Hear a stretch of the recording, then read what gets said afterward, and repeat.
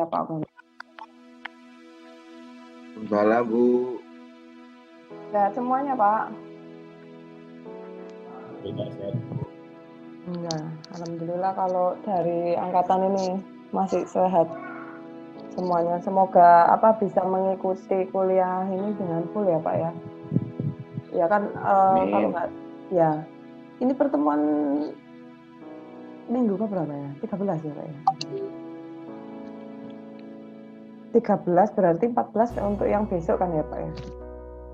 Ini rencana saya kan untuk materinya ini kan tinggal satu lagi, dan nanti di pertemuan ini saya memberikan persiapan untuk UAS itu loh Pak, begitu. Jadi tugas nanti yang Bapak kerjakan di rumah dulu, baru untuk minggu depan kita membahas hasil pengerjaannya. Nanti ujiannya sama ya Pak ya dengan seperti UTS yang kemarin sudah Bapak kerjakan. Jadi formatnya itu kita nanti mengerjakan menggunakan Microsoft Excel. Nanti Bapak kerjakan setiap nomor itu di masing-masing sheet-nya. Setelah itu baru nanti dikumpulkan dengan nama dan NIM-nya NIM atau nomor mahasiswa itu. Gitu. Mungkin ada saran dari Bapak-bapak sekalian terkait dengan UTS yang kemarin Bapak kerjakan, atau mungkin kita kan ini bahan evaluasi ya Pak ya dari UTS yang kemarin Bapak kerjakan. Kira-kira ada yang perlu mungkin Bapak sampaikan, apa mungkin waktunya atau mungkin teknis pengerjaannya itu apa lebih baik kita online atau offline aja, atau bagaimana menurut Bapak gitu. Saya sebenarnya menerima sih segala saran kalau misalnya dari hasil yang sudah Bapak kerjakan kemarin menemui kendala gitu Pak. Gimana? Mungkin ada yang ya. Jadi untuk pengerjaan yang satu nomor satu sheet itu berarti kalau kita pakai tabel Bu di Excel, itu tabelnya dipotong-potong atau bagaimana Bu? Apa ditandai aja Bu? Karena kan tabelnya panjang itu, kalau menurut kami lebih enak kan ngerjakan tabel yang berikutnya. Dengan tabel yang panjang ini kita bisa melihat parameter-parameter yang sebelumnya Bu. Jadi kalau ngerjakannya satu nomor per sheet berarti tabelnya dipotong-potong atau bagaimana menarahan? Tabel dipotong itu gimana? Misalnya kalau maksudnya Bapak itu begini nomornya itu ada 1A, 1B, 1C gitu Pak? Misalnya nomor 1 ngerjakan MFP, nomor 2 ngerjakan yang berikutnya kan saling berhubungan Bu. Nah tabelnya itu yang satu atau gimana? Nah kalau misalnya iya Pak, jadi nanti kan satu sheet itu per setiap nomor. Misalnya kalau nanti sheet-nya itu nanti ada 1A, 1B, 1C, ya itu dikerjakan satu sheet. Tapi kalau tabel mungkin Bapak bisa copy paste aja kali ya. Menurut saya bisa, misalnya kan kayak Bapak tadi bilang kan merujuk pada nomor 1, misalnya nomor 2 merujuk pada nomor 1. Nah itu Bapak copy terus Bapak paste ke nomor ke sheet yang berikutnya aja biar lebih mudah untuk lihatnya. Gitu. Baik, jadi di tabelnya diikutkan di nomor berikutnya nggak masalah Bu ya? Iya, nggak masalah. Misalnya begini ya Pak, kemarin saya misalnya ya Bapak temui kendala misalnya di dalam pengerjaan Excel-nya itu juga susah di dalam formula, atau mungkin susah nginputkan sesuatu gambar, atau mungkin Bapak waktu itu cepet-cepet gitu ya.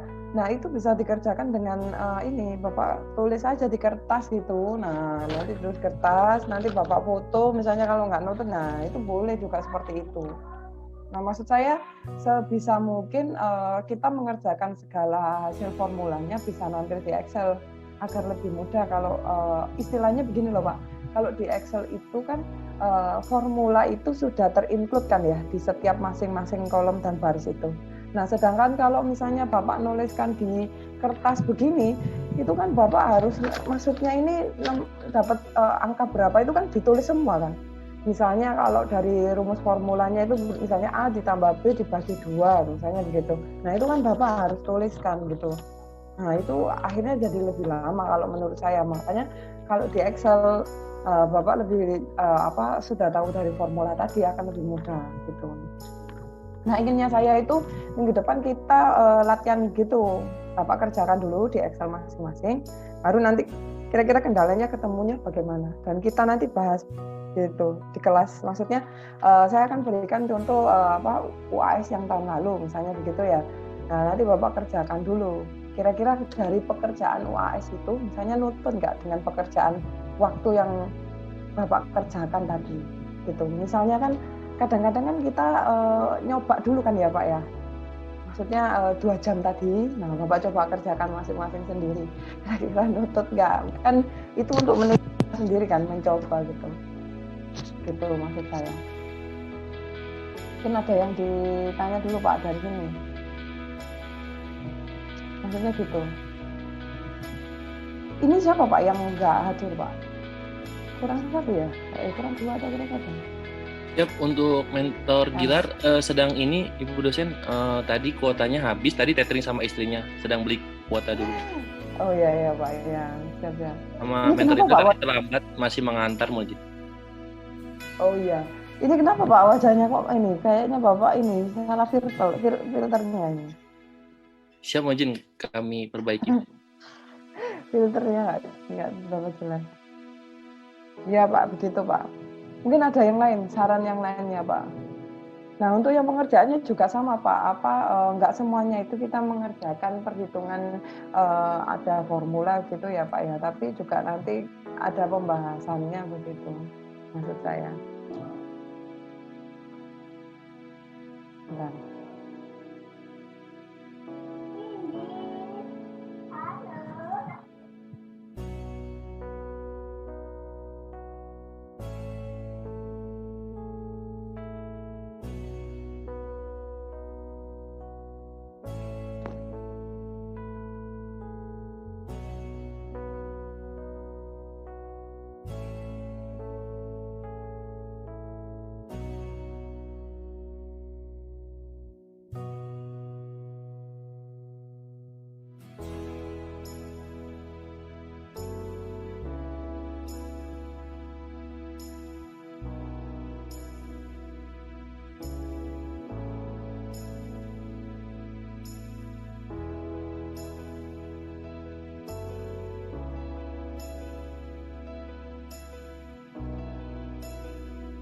Pak, jadi untuk yang materi yang terakhir itu saya akan menjelaskan terkait dengan ini persediaan. Jadi komponen mungkin secara umum gambaran dari persediaan itu termasuk kategori yang seperti apa dan terkait dengan pembiayaan. Kadang-kadang seperti ini Pak kendalanya. Seperti TA yang kemarin begitu ya, kita kan melakukan perencanaan terkait dengan penjadwalan, kapan perlu untuk dilakukan pembelian atau kapan perlu untuk dilakukan yang namanya produksi kembali. Nah sebelum kita merencanakan kapan itu dilakukan penjadwalan, tapi berarti kan kita harus tahu kan apa saja yang terkait dengan komponen dari yang namanya biaya. Nah gitu. Karena kalau kita lihat sendiri biaya itu dikaitkan dengan jadwal, pasti kita akan juga harus mempertimbangkan kira-kira yang terkait dengan biaya persediaan itu apa saja gitu. Biasanya Pak kondisi yang ada itu seperti yang kemarin dilakukan TA yang sudah ada seperti punya Pak Mufid, Pak Ismat gitu ya terkait dengan persediaan. Itu mereka biasanya rata-rata itu akan sulit mengenali terkait dengan biaya. Kadang-kadang di beberapa instansi itu biaya memang tidak ditulis secara langsung gitu ya. Misalnya berapakah ongkos biaya inventory harian ini atau mungkin berapa biaya untuk pembelian ulang gitu itu tidak ditulis secara tidak ditulis begitu. Tapi kita harus mempelajari apa saja sih terkait dengan komponen pembiayaan. Nantinya dari komponen pembiayaan itu kita bisa melakukan perencanaan. Kira-kira apa saja yang dijadikan pertimbangan di dalam perencanaan terkait dengan unsur biaya, begitu maksudnya. Nah, ini kalau di sini dikatakan, bentar.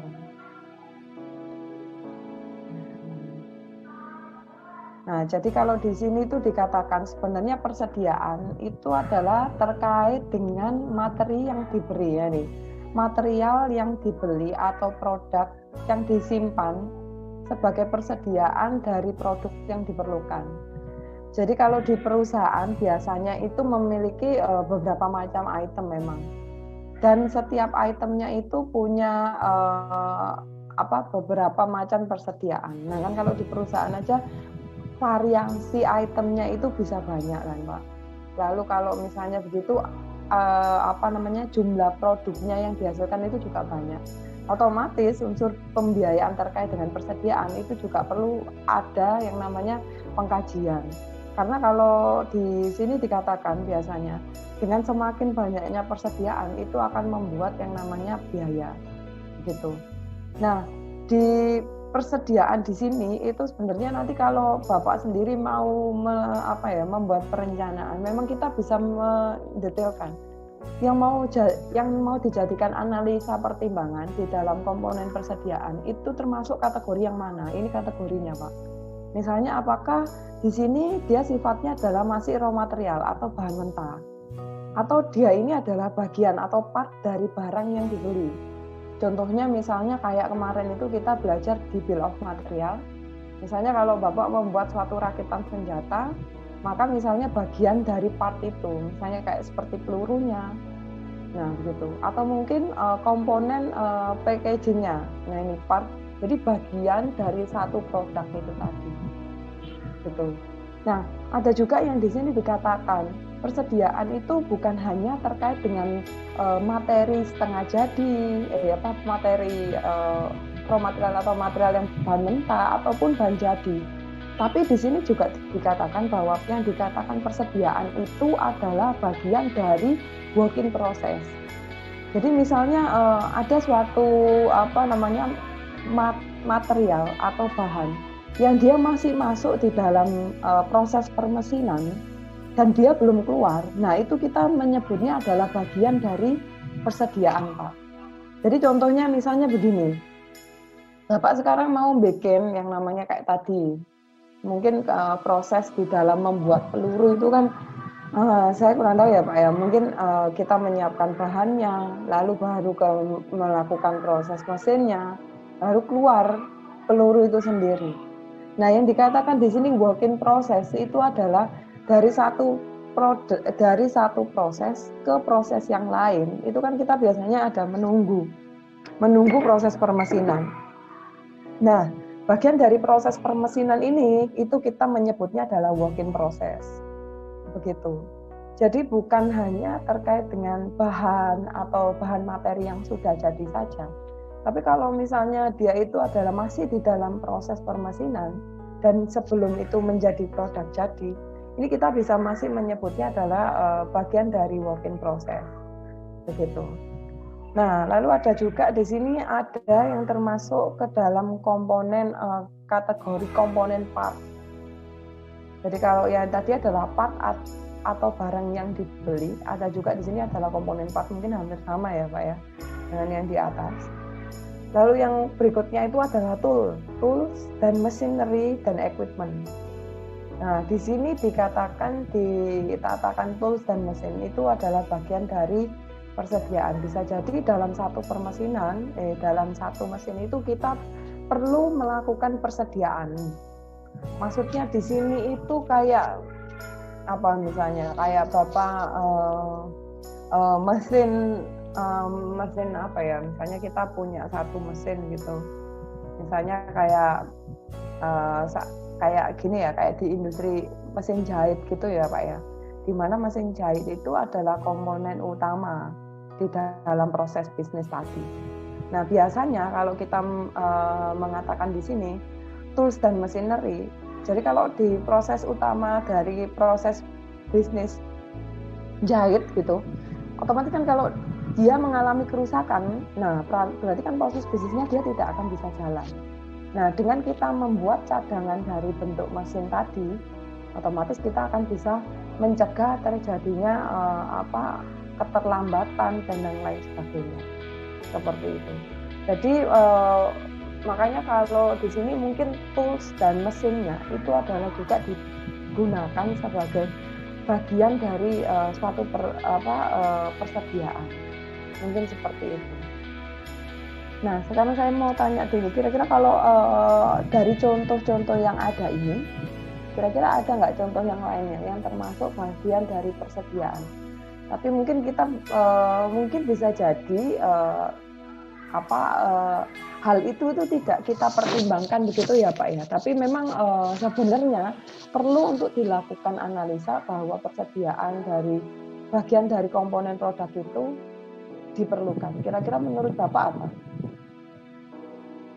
Kira-kira apa? Contoh bentuk persediaan yang lainnya. Yang mungkin belum dituliskan ya Pak di sini. Apa kira-kira Pak?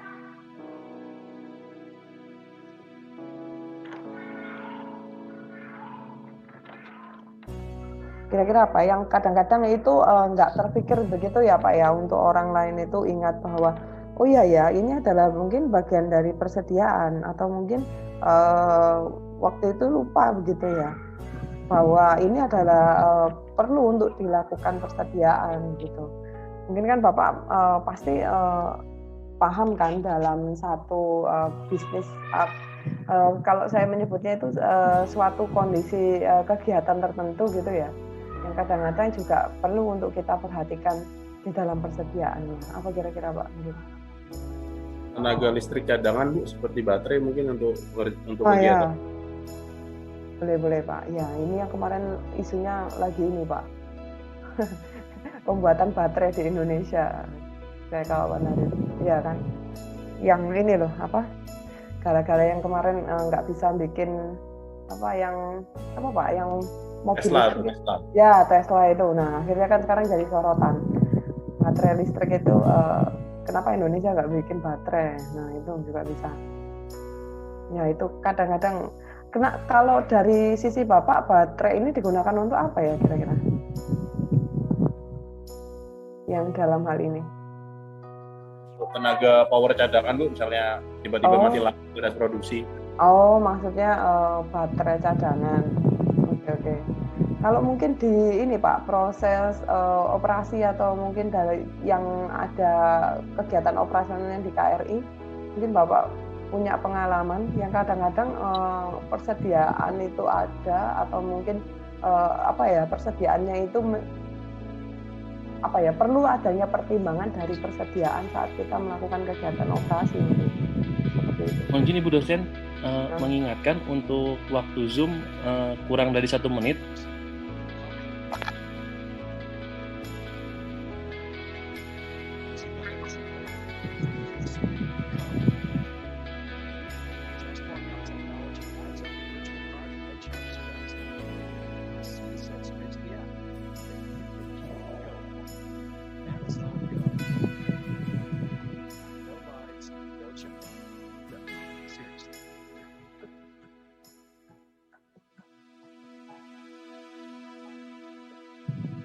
Nah, coba Pak, kan kalau dari gambar tadi, ya kan kalau dari video tadi itu kan mungkin kalau sekarang kan fenomenanya kan mulai berubah.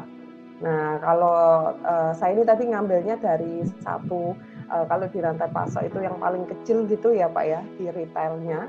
Nah, menurut Bapak kalau dari contoh retail tadi yang paling sederhana, itu kira-kira kategori persediaan kalau yang saya sebutkan tadi, yang ini,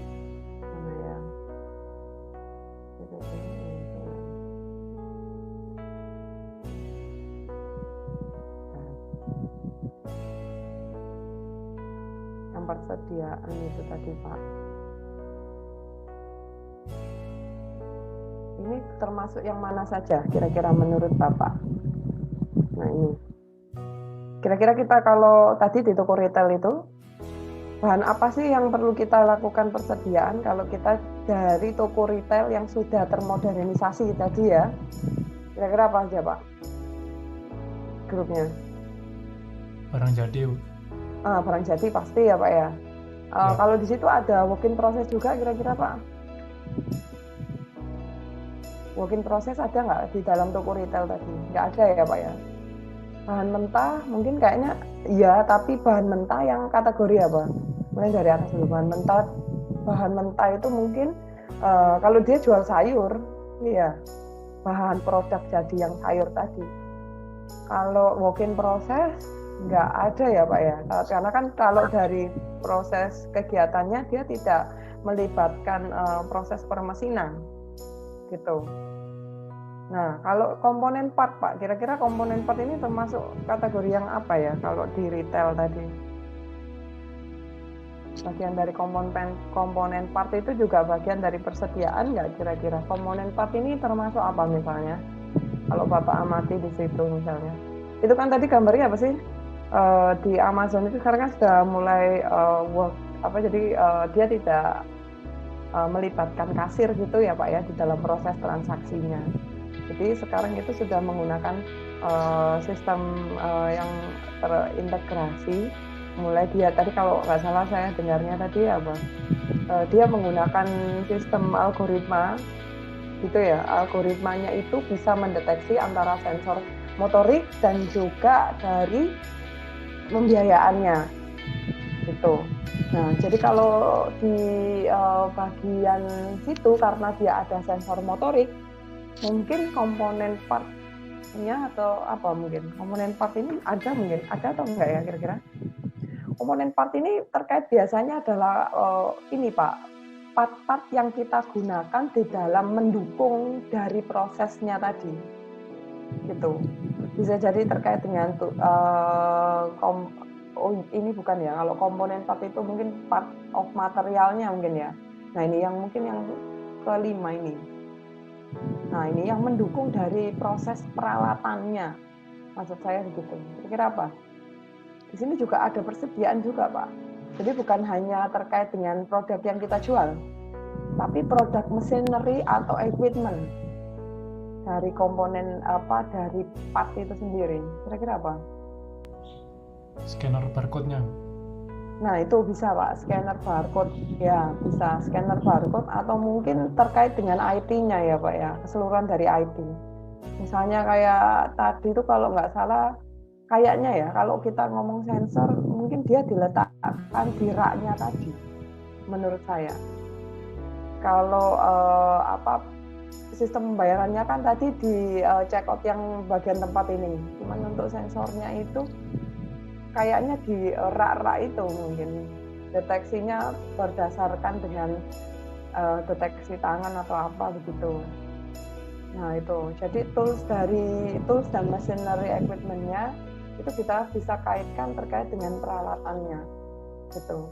Hal apa sih yang menjadi yang paling penting dari proses tadi gitu. Nah itu jangan sampai terlewatkan Pak. Misalnya begini, tadi kan Bapak tahu bahwa mesin scanner waktu keluar itu mungkin banyak kan ya, scanner yang mau bayar itu loh Pak untuk di barcode-nya tadi loh. Nah kalau misalnya itu ada yang mati misalnya begitu, itu kan jadi menimbulkan banyak antrian. Nah makanya di sini mungkin dari sisi persediaan bukan hanya terkait dengan produk saja, tapi bagaimana mesin tadi bisa mendukung dari proses yang nanti kita gunakan sebagai persediaan. Gitu. Mungkin gitu Pak. Ada lagi mungkin apalagi ya kira-kira yang kadang-kadang itu kita lupa bahwa mesin ini atau mungkin komponen part ini itu adalah bagian yang paling kritis di dalam proses tadi. Makanya kita perlu yang namanya suatu persediaan untuk memitigasi dari resiko tingkat kerusakan. Gitu.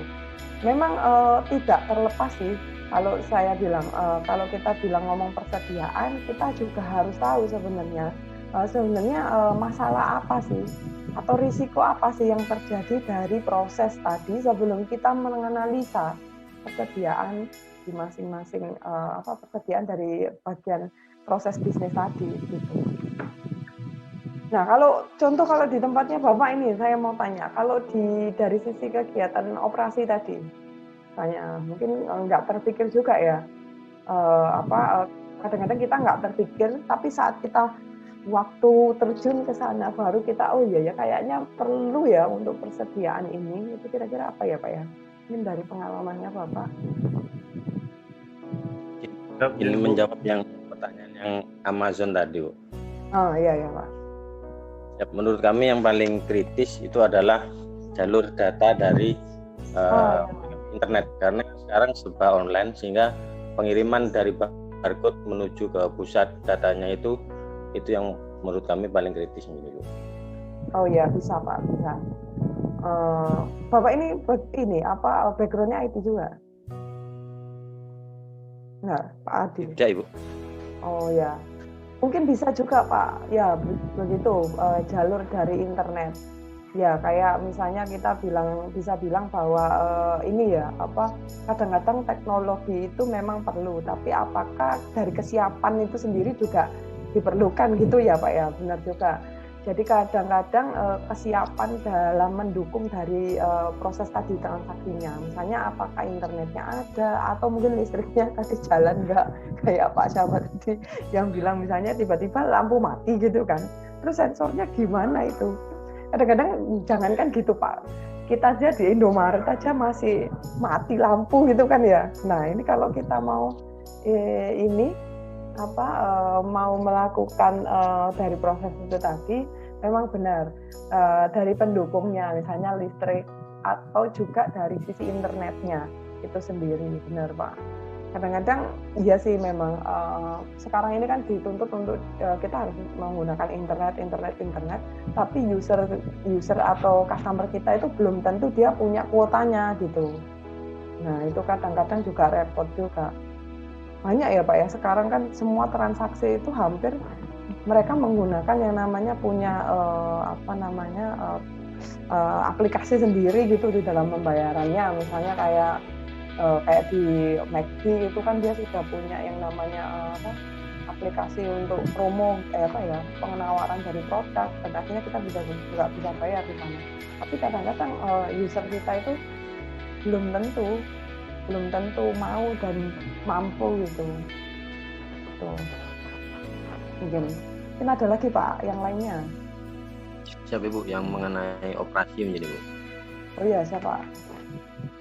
Kalau menurut kami melihat di negara luar itu untuk Navy yang di luar itu sudah memiliki cetakan prototipe dari spare part yang ada di kapal jadi pada saat di tengah laut apabila ada kerusakan, contoh sumama satu piston rusak, nah, mereka bisa mencetak dan dia memiliki database dari bentuk piston tersebut, sehingga mereka hanya membawa bahan mentah sehingga bisa dicetak di tengah laut dan dapat melaksanakan perbaikan di tengah laut tanpa harus mengirim dari seperti dari itu. Pusat gitu ya Pak ya.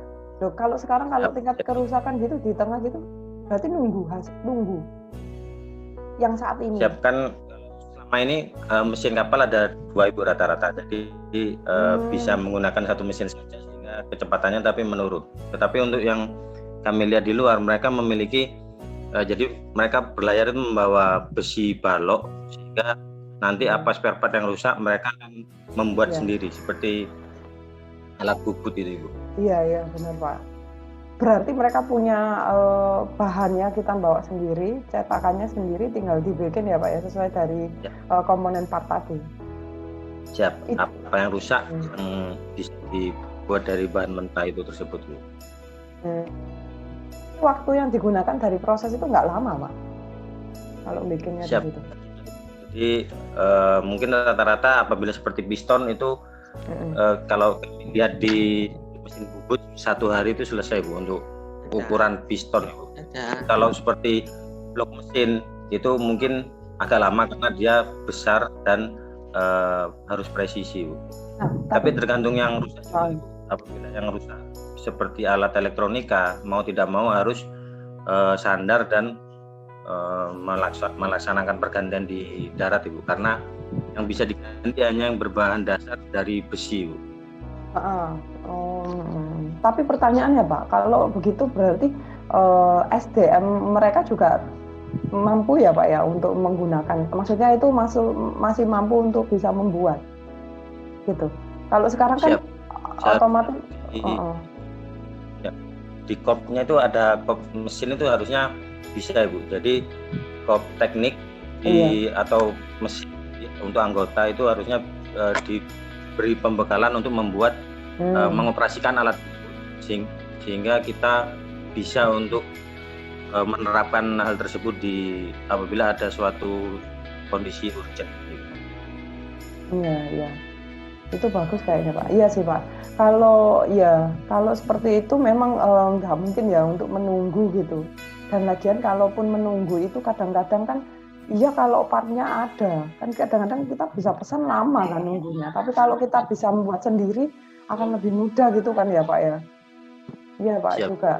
Jadi Itu mengurangi kapasitas gudang yang harusnya kita bawa banyak, kita hanya membawa seperti balok-balok besi, dan itu nanti yang akan digunakan untuk mereplace barang-barang yang rusak. Iya.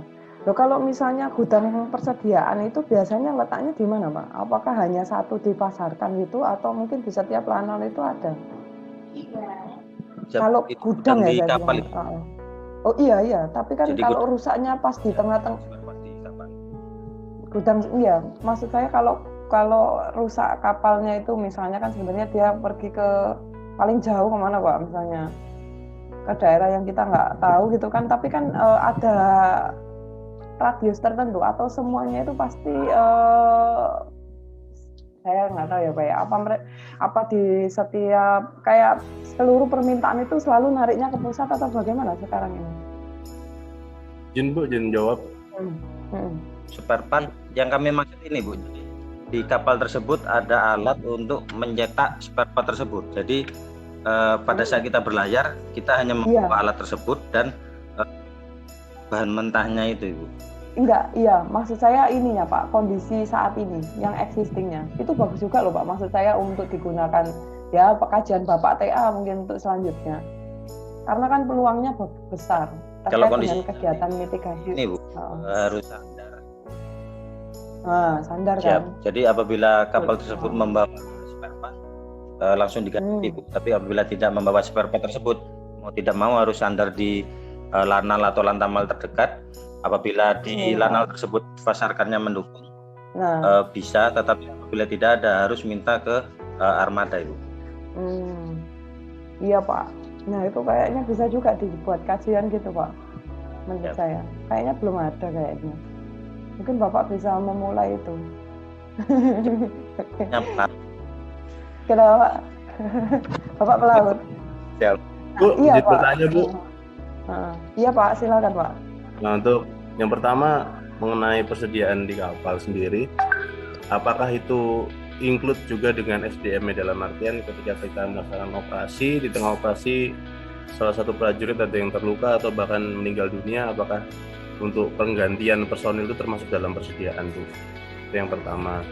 Yang kedua, untuk perihal persediaan spare part di kapal, mungkin kalau untuk operasi di laut itu tidak se-urgent operasi di udara yang hitungannya detik. Jadi untuk pembuatan material itu mungkin nanti kedepannya akan ada seperti kapal bengkel Bu, atau auxiliary ship. Jadi ada floating base juga, kapal markas yang memiliki kemampuan bengkel.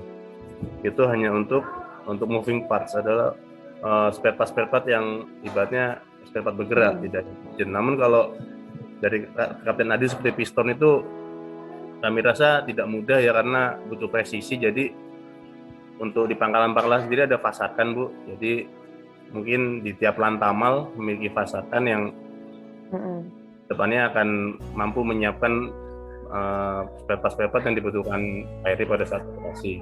Atau solusinya mungkin seperti yang pernah kami alami, itu biasanya diakali dulu sepanjang jalan, nanti setelah sampai di pangkalan kita bisa order ke Dopus maupun ke Harmat, akan dicarikan dan akan dikirimkan di pangkalan terdekat, seperti itu Bu.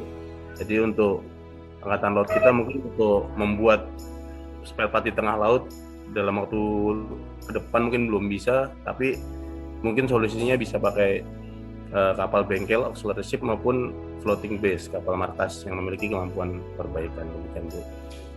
Iya Pak. Ini saya mau jawab dulu Pak ya, yang posisi yang pertama tadi ya Pak, apa SDM itu termasuk jenis persediaan. Kalau sumber daya itu bukan, menurut saya bukan persediaan. Persediaan itu ya termasuk komponen seperti ini. Cuman kalau kita berbicara terkait dengan SDM itu berarti kan berbicara terkait dengan kesiapan dari kebutuhan kebutuhan kalau kita bilang ya, kalau Bapak ngomongnya kebutuhan operasi ya nanti dikaitkan kebutuhan operasi kan ada kegiatan logistik, ada SDM, ada permesinan begitu kan. Nah, itu yang nanti baru dikaji. Kalau yang sarannya Pak Andil tadi itu memang saya memang benar ya Pak ya, kan memang di luar itu bentuknya seperti itu. Tapi maksud saya begini, hal yang di luar sana itu kan secara bukan tidak mungkin bahwa kita bisa menerapkan di tempat kita gitu. Bahwa perencanaan yang di luar itu mungkin kita bisa mengkajinya. Misalnya begini Pak, contohnya misalnya Bapak kalau bilangnya tadi pada produk tertentu mungkin perlu presisi begitu kan. Nah ini Bapak bisa kaitkan dulu. Sebenarnya kita nggak bilang kayaknya nggak mungkin gitu ya. Kalau menurut saya itu kayaknya mungkin aja gitu. Tapi kita juga perlu analisa juga, termasuk pada komponen part yang mana yang mungkin kita perlu untuk yang Pak Andil tadi bilang, hanya cetakan saja untuk kita bisa buat, gitu Pak. Artinya bahwa ide dasar tadi misalnya kita nggak perlu menunggu dari sisi pasarkan atau nunggu kita berlabuh gitu ya Pak ya. Tapi mungkin inisiasi untuk yang ke depan bahwa pada komponen part yang seperti apa sih yang mungkin kita untuk bisa buat begitu. Kalau menurut saya begitu. Jadi awalnya memang nggak mudah kalau kita ngomong sampai keluar part ini yang mungkin kita buat gitu ya. Tapi awalnya itu adalah melakukan analisa terkait dengan tadi apa saja sih komponen-komponen yang selalu dianggap rusak dari setiap masing-masing KRI, itu mungkin yang pertama. Nah makanya kita analisa dulu dari kondisi masalah. Mungkin kita dari analisa komponen part tadi, mungkin Bapak lihat dalam satu KRI itu misalnya yang terjadi kerusakan itu apa sih komponen yang sering rusak atau mana sih baru kita analisa mana yang mungkin untuk bisa kita gunakan bisa kita buat di dalam kapal gitu tanpa menunggu atau bagaimana. Baru biasanya kalau ya ini ada sih Pak sebenarnya kuliahnya lagi ya Pak ya. Nanti kan manajemen tingkat perawatan itu yang biasanya saya juga untuk semester yang berikutnya itu. Jadi kita melakukan analisa kondisi komponen kritis di setiap masing-masing kalau kita bilang proses permesinan. Jadi komponen mesin itu kan melibatkan beberapa part-part mesin gitu kan. Baru kita menganalisa manakah yang termasuk ke dalam kategori yang tadi perlu dan sangat ngomongnya kritis itu kan memang perlu untuk diganti seperti itu Pak. Dan itu bisa kalau saya ini ya Pak ya, sebenarnya itu juga bisa jadi kajian analisa awal. Misalnya begini, kayak tadi kan mungkin kita mengenali dulu ya memang nggak bisa kita kerjakan satu TA ya Pak ya, di part-part gitu. Yang pertama mungkin kita mengenali komponen part mesinnya, lalu yang bentuk yang kedua mungkin kita bisa menganalisa kalau kebijakan terkait dengan konsekuensi yang dilakukan, misalnya membuat atau mungkin Pak Zul tadi bilang ada kayak kapal yang khusus untuk membuat gitu ya Pak ya di satu ini. Nah itu kajian-kajian seperti itu kita bisa lakukan Pak. Misalnya begini, kalau saya mau membuat model cetakan, kira-kira cetakan di setiap masing-masing KRI gitu ya Pak ya, analisa benefit, cost and benefit-nya bagaimana, atau mungkin kebijakan untuk yang ke depannya itu seperti apa. Misalnya kan kalau kita lihat sendiri sebenarnya kalau yang punya Pak Andil tadi, yang ide yang dari luar tadi, kalau kita bisa membuat sendiri otomatis kan nggak nunggu Pak, dan itu jadwal dari kita melakukan kegiatan operasi akhirnya nggak istilahnya molor gitu ya Pak ya. Nah itu kan berdampak begitu kan. Nah seperti itu akhirnya kan bukan hanya keterkaitannya itu bukan hanya pada mesin ini loh akhirnya bisa dipakai atau tidak terpakai atau mungkin keuntungan dari sisi mesin, enggak seperti itu, tapi kan keuntungan yang lain yang bisa kita analisa. Misalnya dari sisi personel, kalau enggak ya misalnya kalau Bapak nggak telat dalam melayar kan otomatis nggak banyak stresnya begitu kan ya Pak. Misalnya saya nggak tahu kalau kondisinya sekarang kalau semakin suka berlayar itu suka artinya apa sih hal-hal yang sering begitu. Kalau menurut saya begitu tadi Pak, hal-hal yang kiranya itu jadi inovasi itu mungkin kita bisa juga untuk kita terapkan gitu. Contoh lagi itu begini Pak, contoh ya yang ide yang lainnya itu seperti yang kemarin apa ya, yang antara punya Pak Nyoman itu, jadi kayak yang sama punya Pak Happy di semester ini. Jadi kan perencanaan terkait dengan misal ini perencanaan pembangunan dermaga yang di Bali gitu. Nah itu kan memang ada rencana gitu kan ya Pak ya. Ya udah kira-kira kan belum mungkin Bu untuk terjadi. Ya udah kira-kira kan kita bisa melihat kira-kira dampak apa sih kalau yang di pelabuhan di Benoa itu kita buat pelabuhan lain yang khusus untuk KRI, mungkin untuk Angkatan Laut gitu ya Pak ya.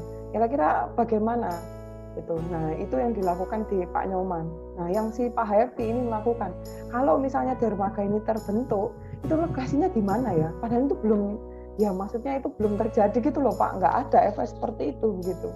Tapi kan kita juga sudah bisa merencanakan apa istilahnya ide gitu ya Pak ya, terkait dengan masalah dan kira-kira solusinya itu seperti ini gitu loh, gitu. Itu bisa, maksud saya kayaknya peluangnya besar sekali gitu ya Pak, kajiannya itu terkait dengan itu. Mungkin gitu. Mungkin ada lagi Pak yang lain. Bisa Pak, mungkin Pak, menurut saya, mungkin kajian itu mungkin bisa Bapak kombinasikan antara Pak Azrul nanti dengan Pak Andi. Mungkin loh ya. Jadi dalam satu ini dengan topik bahasan yang hampir mirip sama. Contohnya kayak kemarin kan Pak Nyoman, setelah itu dilanjutkan lagi pekerjaannya ini dengan punya Pak Happy gitu. Itu Pak, saya rasa.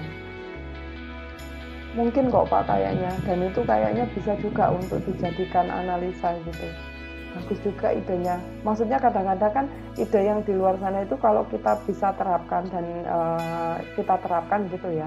Faktor apa sih yang perlu untuk kita siapkan kalau dari sisi internal yang ada di Indonesia ini? Karena kalau lihat dari sisi perilaku, budaya, dan orangnya itu sendiri, itu mungkin bisa jadi beda gitu. Kayak contoh yang makanya saya bilang tadi, SDM-nya bagaimana? Mungkin kalau orang-orang di sini kalau kita mau bilang mau membentuk begitu ya mungkin kayaknya susah ya Pak ya. Tapi kan kita bisa menyiapkan apa yang perlu untuk dilakukan, disiapkan. Dan kayaknya masih mungkin lah itu. Bagus Pak idenya Pak. Saya kayaknya mendukung Pak. Ya. Gitu mungkin ada lagi yang di ini Pak terkait dengan ini tadi persediaan. Izin Ibu, izin bertanya Ibu dosen. Iya Pak. Izin Kapten William izin bertanya mengenai jenis persediaan ini, apakah apabila bahan pokok seperti misalnya beras itu masuk ke barang jadi Bu? Terima kasih. Iya Pak. Jadi kalau beras ya berarti ya bahan mentah atau bahan jadi. Biasanya begini Pak, kita kategorikan yang raw material itu termasuk bahan-bahan yang sifatnya perishable atau mudah rusak. Nah, kalau beras ini termasuk kategori yang mudah rusak atau bagaimana? Dia punya umur yang berbeda, begitu ya. Kalau bahan jadi ini kita bisa langsung mengkonsumsinya tanpa untuk melakukan proses pengolahan, gitu biasanya Pak. Jadi perlu yang diperhatikan itu. Dan komponen mentah pun ini juga beda-beda Pak. Mungkin nanti mentah itu yang perlu kita yaitu tadi di dalam persediaan itu kan kadang-kadang ada yang kita perlukan di dalam menyiapkan ya Pak. Apakah bentuk bahan mentah ini perlu kita kondisikan, misalnya kayak suhu ruangan gitu ya Pak ya. Lalu tempat yang disiapkan, nah itu hal-hal yang begitu. Makanya ada pembagian dalam hal ini, gitu antara bahan mentah dan bahan jadi dan juga komponen part mesin. Gitu. Apakah nanti kesemuanya ini bisa kita masukkan ya dalam bentuk gudang yang satu gitu, begitu. Kalau mau dimasukkan ke gudang yang satu itu seperti apa? Apa nanti nah ini baru nanti mau kita masukkan satu, posisi letak itu juga diperhitungkan nggak? Dan kalau Bapak kayak kuliah di ergonomi itu kan juga gitu kan ya Pak ya? Yang sekarang sudah dapat kan, baru dapat ini ergo. Posisi tata letak pabrik itu loh Pak biasanya, kalau nggak salah di mata kuliah itu biasanya. Jadi letak gudang, letak penyimpanan gudang itu biasanya di mata kuliah itu. Jadi kayak kapan sih kita harus meletakkan produk itu di kayak di gudang gitu, mana produk itu yang harus dekat dengan pintu masuk gitu loh Pak. Nah itu di ergo. Pintu masuk itu berarti kan dia yang harus sering keluar, artinya cycle time-nya dia itu cepat. Gitu. Nah ini kalau kita ngomong gudangnya. Nah sedangkan kalau yang di sini ini hanya kita terkait dengan menganalisa dulu produknya ini seperti apa. Gitu. Gitu Pak. Mungkin ada lagi yang ditanya dulu sebentar. Bu, saya mau Ini, tanya, Izin Bu. bertanya, Bu. Iya ya Pak. Siap. Iya Pak.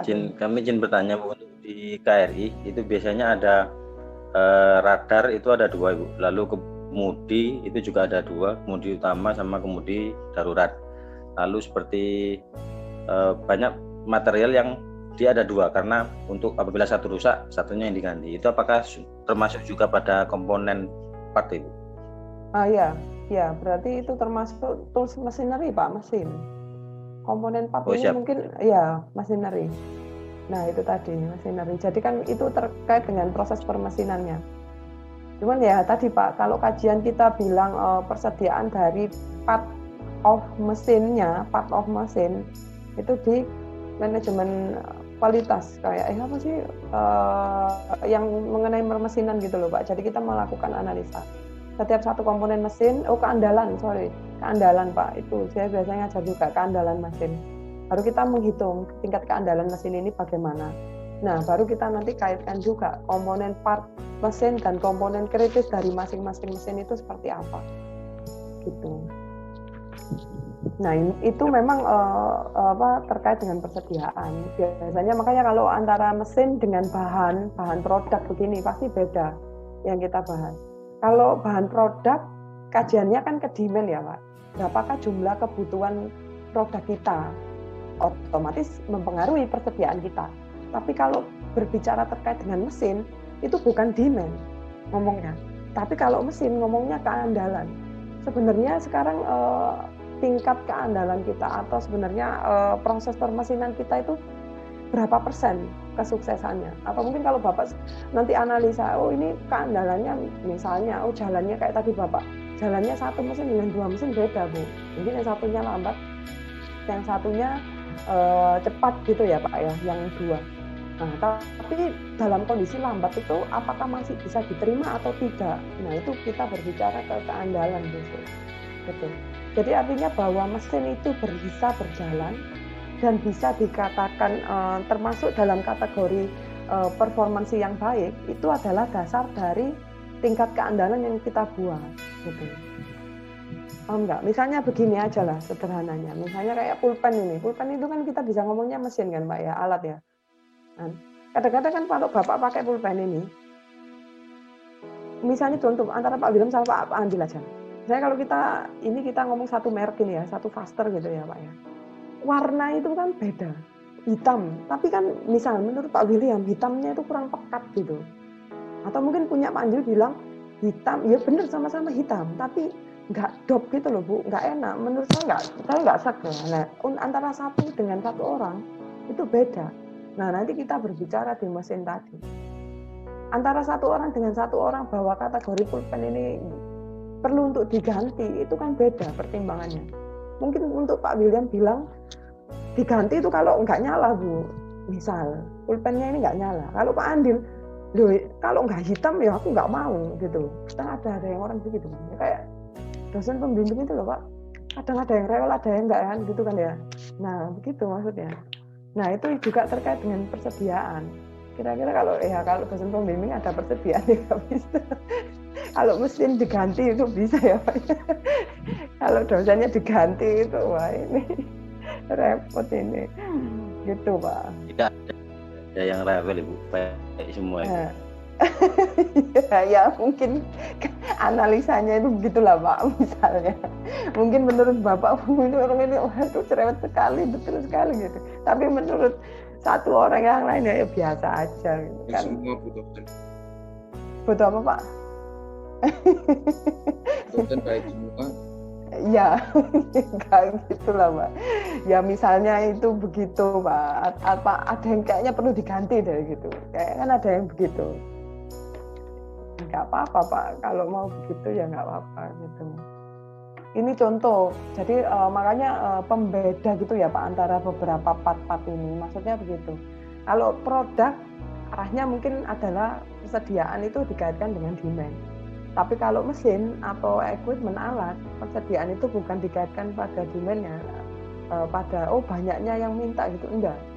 Tapi nanti kita kaji dulu berapakah komposisi keandalan dia dan yang kita inginkan itu bagaimana.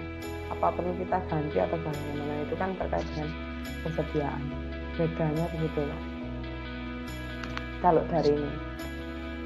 Mungkin gitu, ada lagi Pak, mungkin yang lain yang ditanya dulu. Kita berbicara dulu dari konteks persediaan. Nah, ya Pak. Mungkin Ibu dosen mengingatkan untuk waktu 2 menit. Iya Pak. Apabila mati izin nanti dengan link yang sama izin. Iya, siapa? Terima kasih Bu dosen. Iya Pak. Iya Pak Jafar.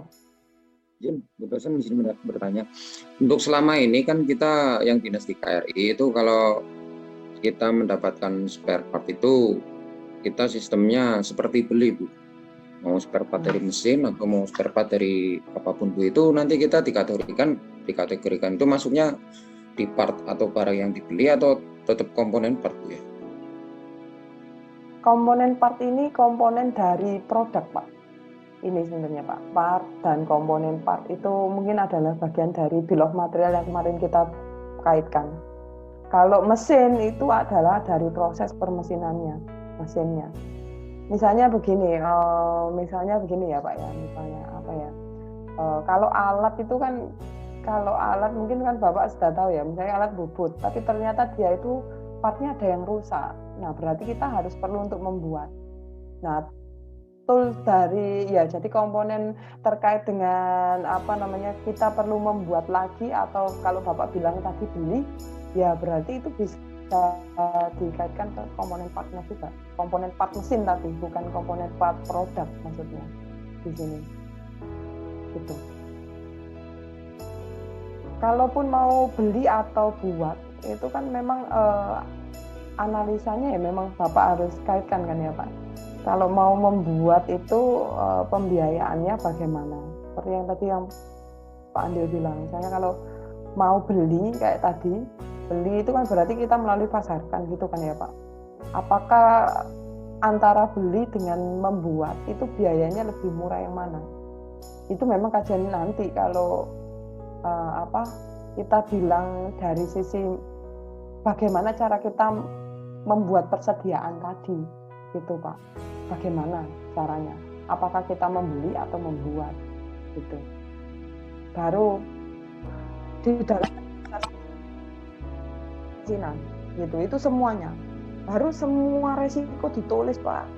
Terus cara kita mengendalikan resiko apa saja, termasuk tadi muncul kan adanya pertimbangan untuk persediaan dan lain sebagainya. Jadi mungkin cara menyebutkan atau cara berpikir di awalnya, apakah kita perlu mempertimbangkan dulu adanya persediaan atau tidak, itu yang dianggapnya.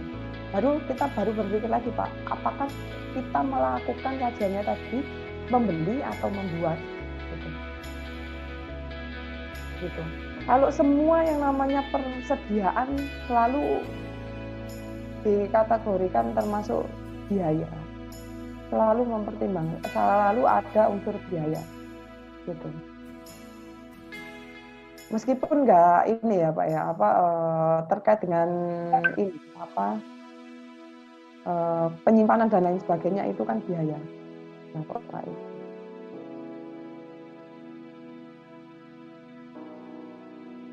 itu Pak.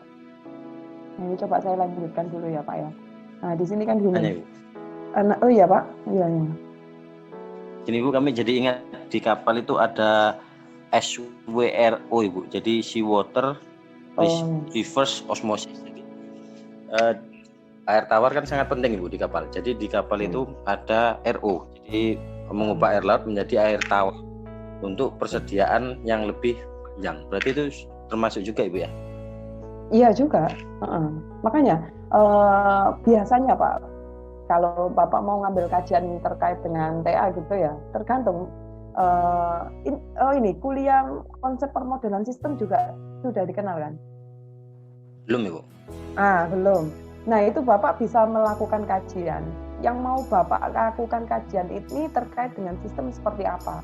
Apakah secara seluruhnya seperti tadi kita melihat suatu resiko itu setelah seluruh dari sistem tadi, atau hanya satu part of sistem sendiri? Misalnya contoh kayak tadi Bapak bilang orang mesin ya berarti kan dia berpikir bagaimana untuk mesin tadi. Kalau tadi Bapak bilang untuk alat apa tadi Pak, mengubah air asin jadi air tawar gitu kan. Nah, apakah khusus pada suatu resiko seperti itu? Berarti kan apa saja sih yang perlu untuk kita siapkan agar yang namanya mesin tadi mengubah air tadi itu bisa berjalan dengan baik. Istilahnya kan begitu kan ya Pak. Ya berarti Bapak harus melakukan kajian. Kalau mesin ini itu berjalan itu kondisinya seperti apa? Misalnya nggak boleh dekat dengan panas, misalnya begitu ya Pak ya, saya nggak tahu. Kan kadang mesin itu ada yang sensitif gitu kan, harus diletakkan pada harus dekat dengan pendingin atau mungkin bagaimana begitu. Nah, hal-hal yang semacam itu.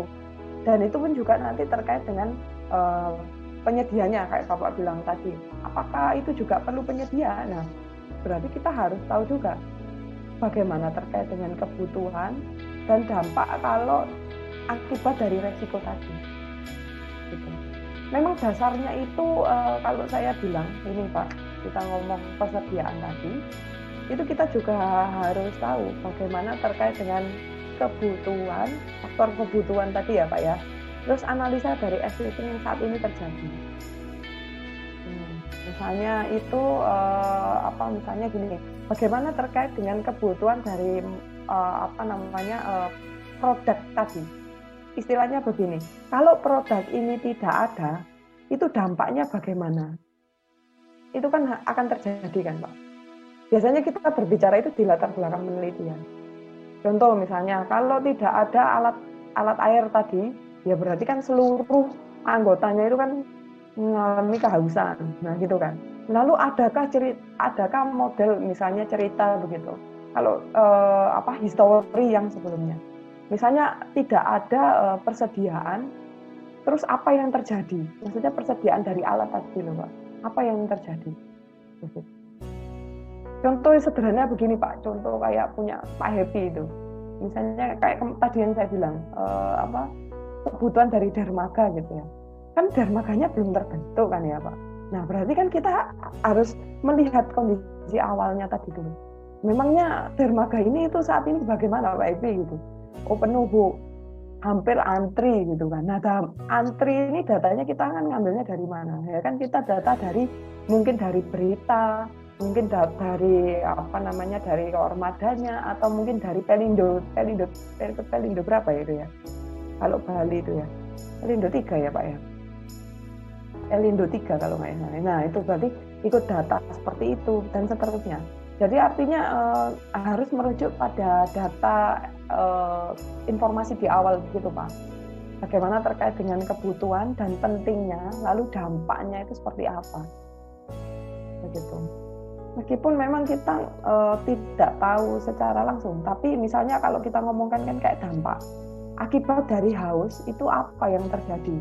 Nah itu kan kita merujuk pada penelitian atau mungkin news berita yang terdahulu atau bagaimana. Itu Pak maksudnya. Terima kasih Mbak. Nah ini Pak, jadi ini tadi terkait dengan komponen pembiayaan. Nah makanya kita kalau yang ini terkait dengan alasan kenapa kok kita perlu melakukan persediaan itu kenapa sih gitu. Nah itu pun juga kita harus kaji. Yang pertama misalnya adanya trade off antara ongkos simpan dengan ongkos pesan. Ini misal.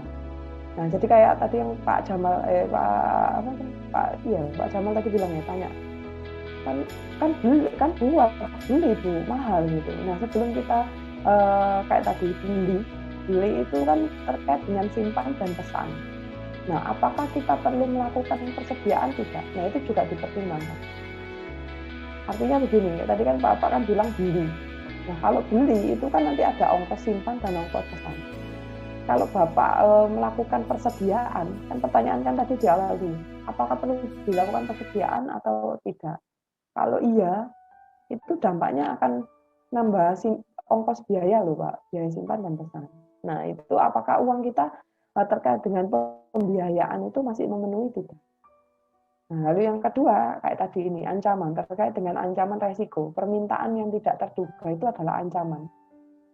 Bagaimana kondisi kondisi yang saat ini terjadi, atau mungkin resiko-resiko yang terjadi. Kalau kita bilang di sini, ya mungkin ancaman yang terjadi itu bagaimana? Dikaitkan dengan produk kita ngomong produk tadi. Betul. Lalu kalau ini dikaitkan dengan product demand ya Pak ya, permintaan musiman atau cycle time. Jadi misalnya begini, kayak contohnya Pak Andil tadi, rusaknya itu dalam kondisi yang lokasinya terlalu jauh atau mungkin jauh dari jangkauan. Nah, makanya kita perlu yang namanya persediaan. Tapi kalau di sini itu fungsinya itu kategori yang musiman, maksudnya begini. Pada kondisi waktu tertentu itu dia membutuhkan, musim tertentu dia itu membutuhkan, makanya kita perlu yang namanya persediaan. Contoh misalnya persediaan payung Mbak. Nah, payung itu bermanfaat kalau terjadi musim hujan. Nah, produksi payung tidak mungkin kan dia bikin payung banyak dalam kondisi jadi kalau di pabrik payung gitu ya Pak ya, apakah kalau di musim kemarau itu nggak bikin Bu? Ya mungkin jadi dia bikin Pak. Nah, dia juga melakukan pertimbangan. Jumlah kapasitas produksinya itu dia mungkin dianggap tetap. Kalau kita belajar kemarin itu level tetap terus gitu. Nah, dia pada saat musim kemarau itu melakukan yang namanya penyimpanan payung tadi. Jadi kalau nanti pada waktu musim hujan, kebutuhan payung ini kan meningkat. Nah, permintaan-permintaan yang dahulu itu kita bisa jualkan. Seperti itu maksudnya. Kalau kita melihat dari sisi permusiman. Nah, yang saya bilang mungkin contoh inovasi yang Bapak bilang tadi, mau membuat cetakan atau membuat bikin sendiri di kapal, itu kayaknya juga bisa terjadi gitu Pak. Tapi memang perlu ada banyak pertimbangan. Kayak tadi, apa yang perlu untuk dilakukan atau tidak ya perlu ada pertimbangan di dalam pembiayaan. Gitu. Nah yang berikutnya, memanfaatkan adanya potongan harga. Nah ini, kalau kita beli banyak, kayak Pak Jamal tadi bilang, beli kan ini beli, bukan buat. Kalau beli memang relatif lebih mahal. Tapi kalau kita beli banyak, potongannya lebih besar, gitu kan. Nah ini kita juga bisa memanfaatkan begitu Pak. Misalnya. Atau ini yang terakhir, menghadapi kenaikan harga, makanya kita perlu yang namanya persediaan. Contohnya kalau BBM naik gitu ya Pak ya, wah pom bensin jadi panjang, pom bensinnya panjang sekali. Nah itu akibat besok mau naik harga BBM begitu. Nah itulah yang makanya kajian terkait dengan kenapa kita perlu melakukan penyimpanan itu dilakukan di awal dulu Pak. Betul. Nah ini, kalau terkait dengan biaya inventory, ini biasanya adalah terkait dengan beberapa biaya, terkait dengan biaya simpan, biaya pesan, dan biaya kekurangan persediaan. Kalau biaya simpan itu termasuk biaya ini, ongkos menyimpan per unit pada setiap masing-masing periode. Nah ini biasanya kita hitung, dan rata-rata biasanya ongkos simpan ini nggak muncul di beberapa kegiatan operasional gitu ya. Ongkos simpan ini tidak diperhitungkan gitu. Padahal dia itu termasuk atau terinclude ke dalam yang namanya biaya. Nah, ada juga biaya pesan yang kemarin saya bilang. Untuk sekali kita pesan, ini beli ya, itu melakukan terkait dengan biaya juga. Karena kita butuh yang namanya biaya untuk melakukan komunikasi terkait dengan pemesanan. Gitu. Lalu ada juga ini ongkos kekurangan persediaan. Nah, kalau di sini kekurangan persediaan pasti dikaitkan dengan permintaan demand. Nah, biasanya Pak, rata-rata itu sangat jarang dikaitkan dengan resiko. Kalau pertimbangannya dari faktor resiko, semua terkait dengan biaya kekurangan itu harus diinkludkan. Contoh misalnya kekurangan demand, itu kan juga. Lalu biaya kerugian terkait dengan ini biasanya kan dia ada komen gitu ya. Kadang-kadang ini komennya kan pedas, nggak ada ini. Nah itu kan dampak yang kita timbulkan kan akibat kekurangan. Nah itu juga harus dituliskan. Contoh kalau misalnya Bapak tadi kaitkan dengan radar, apa sih kalau radarnya itu kita tidak ada? Nah itu Bapak harus tulis. Kan tidak ada yang namanya biaya untuk demand. Tapi kalau misalnya radar itu tidak berfungsi, maka apa yang terjadi? Atau mungkin masalah apa yang bisa muncul dari situ? Gitu. Yang pertama mungkin kapalnya nggak bisa gerak. Nah kalau kapalnya nggak bisa gerak, kerugiannya ya bisa jadi satu kapal. Nah itu semuanya harus dituliskan, Pak. Jadi artinya terkait dengan biaya itu termasuk dalam kategori resiko. Resiko yang terjadi akibat dari masalah itu tadi, kekurangan persediaan ya berarti terkait dengan kegiatan kekurangan. Lalu kalau kegiatan termasuk dengan kategori pesan berarti semua yang terkait dengan kondisi pemesanan. Begitu. Nah ini kayak kalau dia ada penalti ya berarti dia diinkludkan terkait dengan penaltinya. Itu ada juga yang kadang-kadang tidak ada penalti. Nah ini kadang hanya penalti gitu kan ya Pak. Tapi penalti yang seperti apa? Apakah harian, mingguan, atau mungkin penalti itu hanya terkait dengan customer saja. Contoh misalnya kayak ini biaya telat pembayaran pajak. Nah ini kalau Bapak lihat. Kalau telat bayar pajak itu kan biayanya kan mau telat hari ini atau telat besok kayak kemarin, itu kan sama aja kan. Nah, berarti kan itu penalti terkait dengan telat bayar aja. Gitu. Tapi kalau ada yang dikaitkan dengan waktu yang berjalan, nah berarti Bapak harus include-kan di dalamnya. Gitu. Nah, makanya di inventory itu dia menyebutnya ini ada sistem yang namanya sistem klasifikasi ABC. Jadi di sini kita menginputkan seluruh data dari seluruh produk yang ada. Baru nanti kita klasterkan manakah grup komponen dari inventory ini yang termasuk kategori komponen kritis atau perlu untuk dilakukan persediaan atau tidak untuk dilakukan persediaan. Itu adalah dari kategori sistem klasifikasi ABC. Nah ini contohnya kalau dari klasifikasi ABC itu diinputkan Pak. Misalnya A itu untuk kategori 10% produk. Di mana dampak pembiayaannya itu dia relatif lebih besar dibandingkan dengan komponen yang di C. Jadi semuanya itu nanti kita hitung. Produk kita banyak. Misalnya kalau contoh kayak tadi di grocery ya Pak ya, di Amazon Go. Semua produknya itu kita tulis. Oh produk, misalnya ada keju, meat, dan lain sebagainya. Nah ini kita lihat. Dalam persen itemnya, salah satu produknya, nah ini berapa sih biaya yang kita keluarkan untuk melakukan satu inventory produk. Gitu. Jadi nanti kita hitung, berapakah perputarannya, dan bagaimana perputaran itu tadi. Kalau dia memberikan dampak terkait dengan pembiayaannya itu relatif lebih besar, maka dia termasuk digrupkan kategori komponen A. Itu sangat penting untuk dilakukan yang namanya persediaan. Gitu. Jadi kalau jadi bukan hanya terkait dengan item saja ya, tapi terkait dengan biaya atau berapakah besaran uang yang kita keluarkan dari setiap masing-masing produk tadi. Gitu. Jadi komponen klasifikasi ini memang tujuannya adalah perlu atau tidak kita melakukan pengelompokan kategori untuk persediaan gitu. Jadi kalau yang A memang gitu karena terkait dengan biaya yang relatif tinggi, maka kita perlu sangat perlu untuk kita lakukan yang namanya persediaan. Sedangkan yang B itu sedang dan C itu tidak perlu atau ya sangat baik lah kalau mau dikatakan seperti itu. Nah ini contohnya sebuah perusahaan mempunyai 10 jenis persediaan dan menetapkan kelas A itu adalah 20%, kelas B 30 dan kelas C 50. Nah ini contohnya seperti ini. Ini ada item itu produknya Pak. Nah ini pemakaiannya, dan ini adalah harga per unit. Pemakaian per tahun itu adalah kebutuhan dari demand per tahunnya. Demand-nya itu ada 40.000, yang di sini kan 195.000.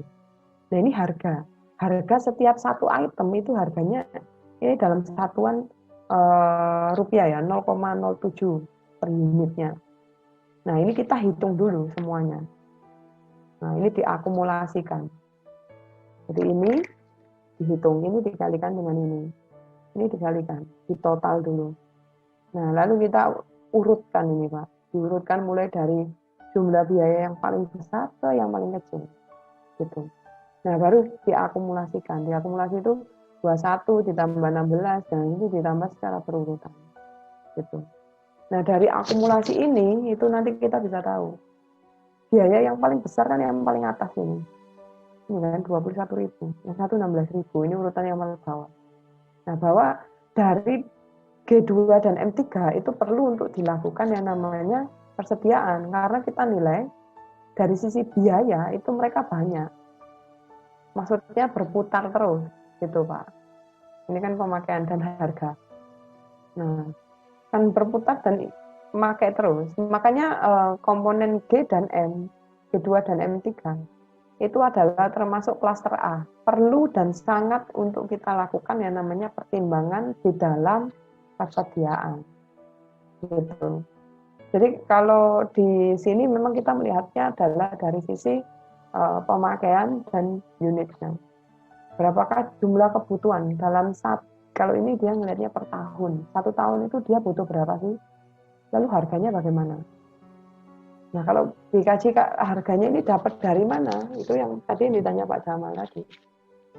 Harganya itu bisa jadi kita ngambil dari harga beli, atau kita bisa jadi harganya itu dari membuat, gitu. Nah harganya ini memang kan langsung muncul gitu kan ya Pak. Nah besok kalau Bapak lakukan kajian BTA ya nggak muncul gitu, tapi Bapak harus hitung. Berapa ini ya kalau membuat, berapa ya ini kalau membeli, gitu, nggak tiba-tiba aja. Memang kadang-kadang susahnya begitu, menghitung biaya, berapa membuat, berapa yang membeli, itu yang biasanya susahnya. Nah dari ini Pak, klaster ini memang kita sudah bisa tahu bahwa klaster A itu perlu untuk dilakukan. B dan C boleh atau mungkin hanya jadikan pertimbangan saja, gitu. Nah, kalau di sini dikatakan kan bentuk demand-nya itu memang nanti akan beragam. Dia bentuknya itu adalah independent demand atau dependent demand yang Bapak tadi bilang. Kalau dia itu adalah independent, berarti dia itu adalah kategori produk jadi. Produk jadi dan dia ini langsung dipakai itu loh Pak untuk customer-nya. Nah, ini beda kalau dikaitkan dengan yang kedua. Dependent demand itu adalah bagian dari part mesin. Seperti yang Bapak bilang tadi, misalnya kalau ada salah satu komponen part itu rusak, berarti kita harus tahu komponen part yang mana. Nah ini termasuk adalah dependent demand-nya. Jadi kalau, mesin ini yang rusak, berapa komponennya? Nanti kan kita harus tahu juga. Independen dulu, baru kita bisa menentukan dependent demand. Begitu. Nah itu mungkin kalau jadi kalau dari gambar independent dan dependent demand ya Pak ya. Jadi kalau terkait dengan kajian inventory-nya ya biasanya kita harus tahu juga. Jadi yang pertama apakah perlu dulu, baru kita mau membuat atau membeli, gitu.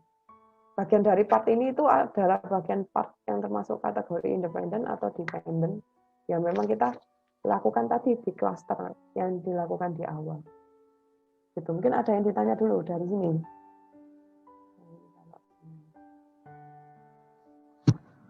Jadi mungkin itu Pak, kalau kajian dari inventory dulu Pak. Bentar. Yang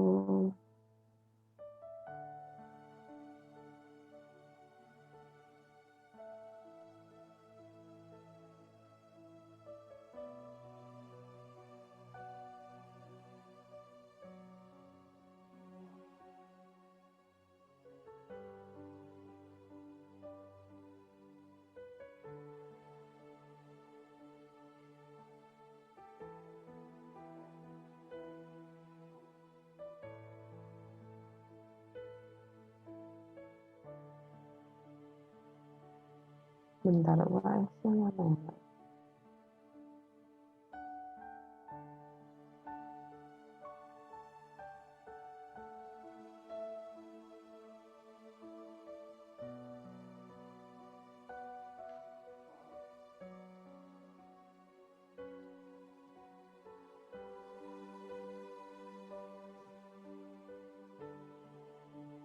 Bentar, coba saya cari dulu UAS-nya.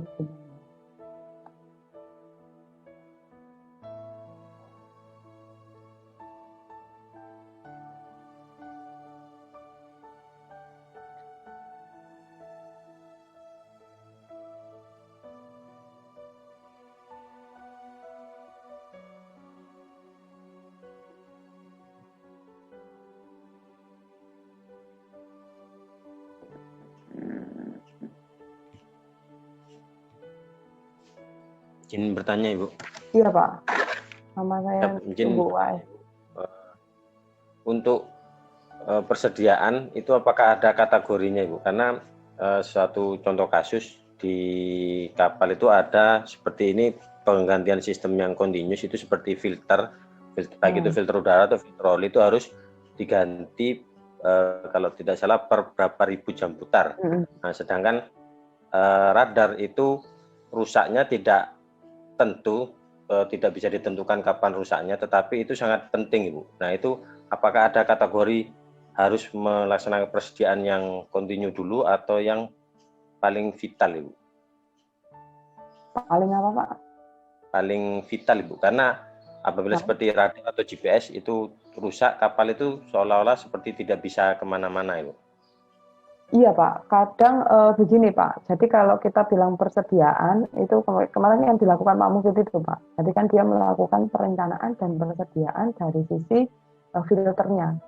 Nah, yang tadi Pak kita fokuskan, Bapak mau mengkaji itu pada produk yang mana dulu? Misalnya kalau Bapak bilang tadi pada mesinnya ya Pak ya, berarti kan kita harus mengkaji dulu pada mesin radarnya atau pada bahan yang habis pakai seperti radar tadi, filter tadi. Karena kalau kita bilang mesin, berarti kan kita melihat dari sisi tingkat keandalannya. Tapi kalau kita bilang kalau mesin itu kan keandalan dan part-part dari mesin, gitu. Part mesinnya, maksudnya kan mesin kan nggak satu kayak kemarin contohnya kalau melakukan analisa mesin itu yang banyak itu udara Pak. Siapa punyanya Pak Oki, mulai dari Pak Oki, Pak Heri, sampai yang terakhir itu Pak siapa Pak? Yang lupa yang tinggi itu orangnya. Nah itu melakukan kajian dari mesin. Yang angkatan berapa ya? Bukan angkatan yang ini, yang di atas lagi siapa sih? Yang udara itu, yang angkatan udara maksudnya. Itu selalu nggak tahu kok grupnya kompak gitu loh maksud saya. Itu dia melihat dari sisi kondisi mesin gitu. Karena kan kita lihat dulu kondisi mesinnya, baru kita bilang bahwa perlu persediaan dari mesin Pak. Maksudnya begitu. Kalau mesin kita nggak tiba-tiba langsung butuh untuk persediaan mesin kan Pak. Tapi kita harus kaji dulu tingkat keandalannya, jalannya dulu. Contoh yang kemarin dilakukan Pak Oki gitu ya Pak ya. Ini kajiannya yang punya Pak Oki dulu.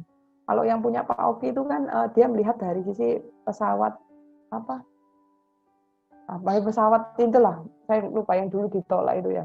Nah kan dia melihat dari sisi pesawat. Nah pesawat itu ragam mesinnya banyak.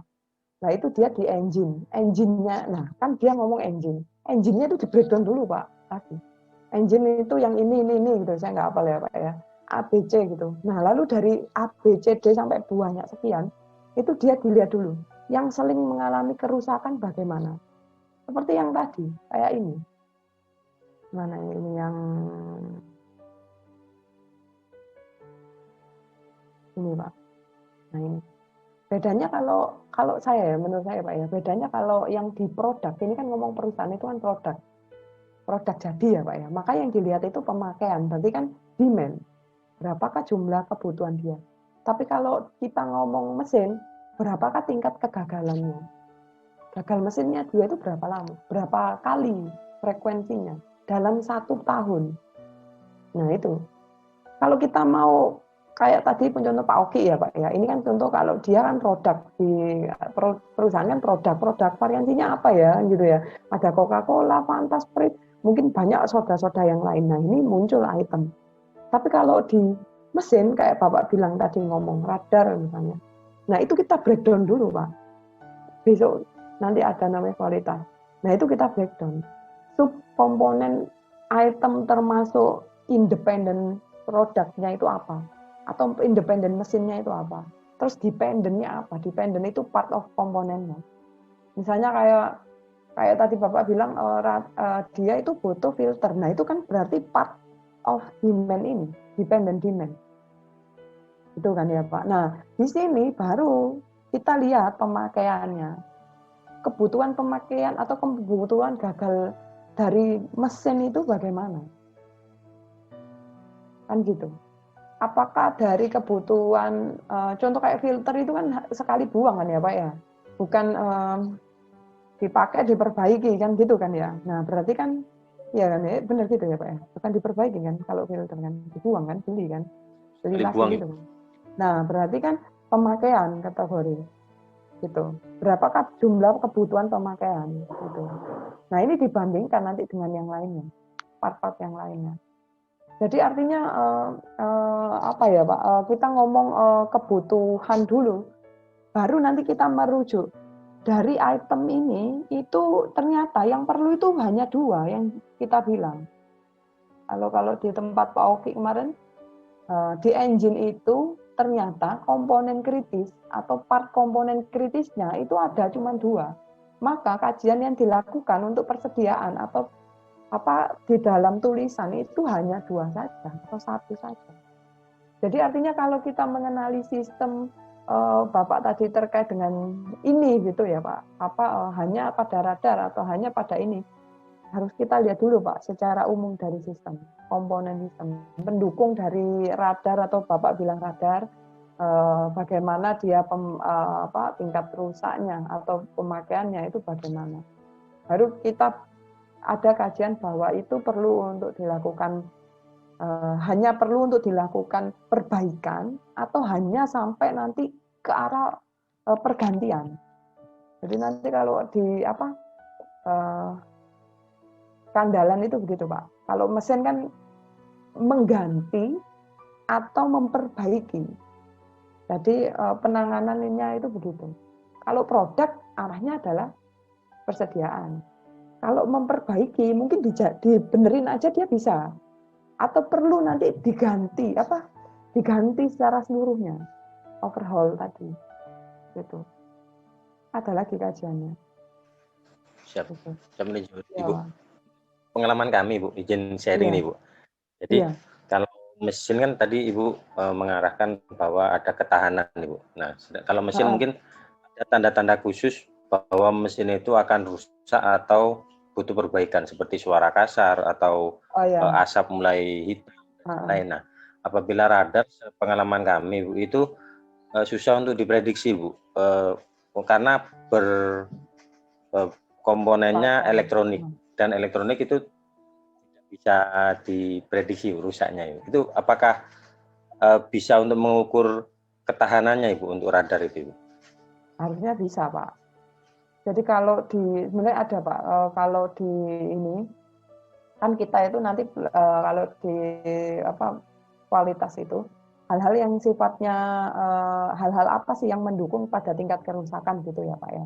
Kan itu Bapak dilakukan analisa. Misalnya gini, oh dia rusak itu kena apa? Oh dia rusak itu kena apa? Baru kita breakdown lagi. Analisa tingkat kerusakan ini itu berapa persen? Kita ngomongnya dalam 1 persentase gitu. Misalnya kan kondisi rusak itu kan macamnya banyak. Ada 10 misalnya, ada 10 kejadian yang bisa jadi produk atau mesin itu bisa rusak. Tapi berapa persen dari ini yang bisa terjadi? Nanti kita bisa simulasikan itu. Misalnya dari bentuk itu kita simulasikan, namanya simulasi Monte Carlo. Nah kalau nanti dia letaknya pada persentase sekian, nah terjadi rusak, maka apa yang terjadi? Gitu. Ada itu Pak. Gitu. Siap Ibu, terima kasih Ibu. Iya. Gitu Pak. Mungkin kalau yang di sini itu kategori pada produk ya Pak ya. fokusnya kalau menurut saya di PPIC ini. Jadi kalau Bapak kajiannya nanti tanya lagi lebih dalam terkait dengan mesin, ada Pak kuliah lagi terkait dengan proses permesinan.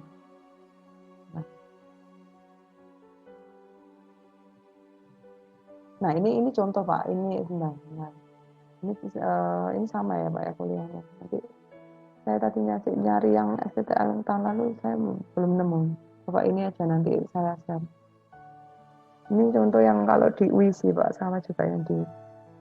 Nah ini nanti Bapak coba kerjakan gitu dalam satu pekerjaan ini. Nah ini kan nanti ada 1, 2, 3 gitu kan, sampai ada 4 soal gitu. Nah nanti Bapak coba kerjakan kalau ini. Itu berapa lama sih pengerjaannya gitu. Nanti saya share ya Pak ya di grup sama di ini. Besok minggu depan kita coba ulang gitu. Dari soal ini itu bagaimana gitu. Ini ada yang ditanya dulu Pak dari sini.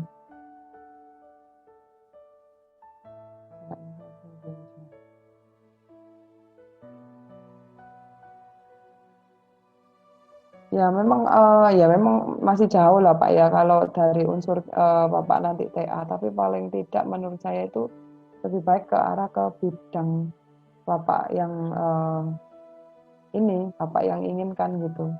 Karena kan akan lebih mudah menurut saya untuk bisa judul grupnya ini.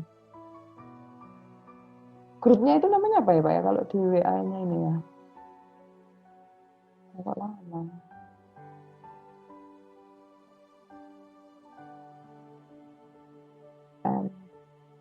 PPC. Oh ini PPC ya Pak. Dan ini Pak. Iya ini Pak. Saya kirim ya Pak ya soalnya itu nanti coba di ini.